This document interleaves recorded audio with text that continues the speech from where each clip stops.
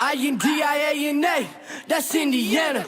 Ballin' like Reggie Miller, that's Indiana. I put on for my state, that's Indiana. Watch me rep it in your face, that's Indiana. That's Indiana, that's Indiana.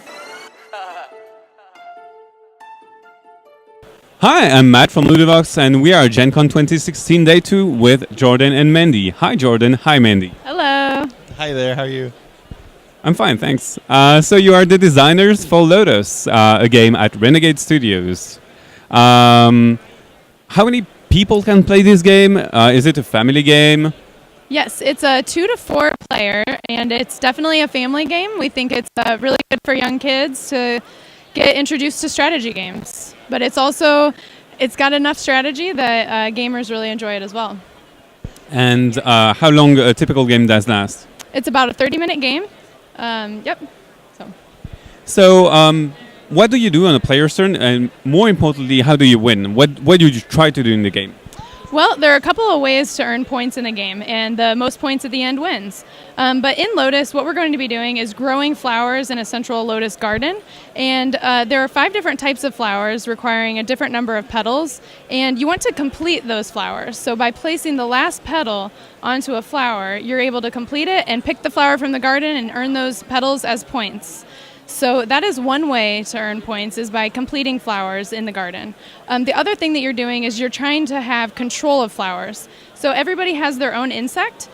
We have dragonflies, butterflies, ladybugs, and caterpillars, and they're all used to take control of flowers as you're playing throughout the game. So when a flower is completed, if you have control of that flower, you're going to earn points or a reward. It's your choice. So this is where there are 3 special powers. You can choose one of those powers or choose 5 points, and that's your reward for having control of the flower. When does the game stop? It ends once a single player draws the last card out of their own player deck. That will trigger the last round. Everybody gets one last chance to play some cards and earn points, and then the game is over. So, on my turn, I just draw a card and play it. That's right? Well, actually, you'll start with 4 cards in your hand. On a turn, you'll take 2 actions. You can either place petal cards into the garden, onto flowers, or start a new flower, or you may move one of your insects to a flower. You can move it from a flower to another, or however you'd like. The other option is to exchange cards. If you don't see what you like in your hand, you can use an action to exchange cards. But you take 2 actions, then you draw back up to 4, and you're ready for the next turn. Okay, sounds easy.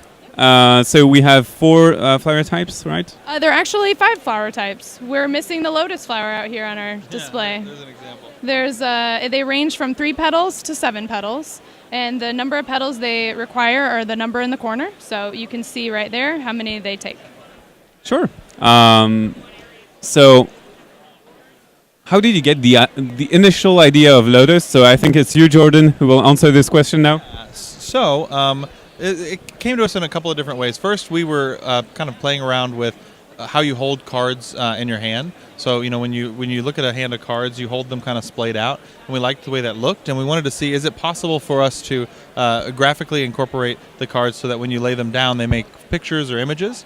We went through a couple of different iterations. The first one, you were trying to build gears, for instance, and then those gears would work on a machinery. We're going to have you fixing the 4 sides of Big Ben, the clock in London. And then we started to realize you're kind of organically growing things. So we looked at flowers and played with that, and that's what we landed on.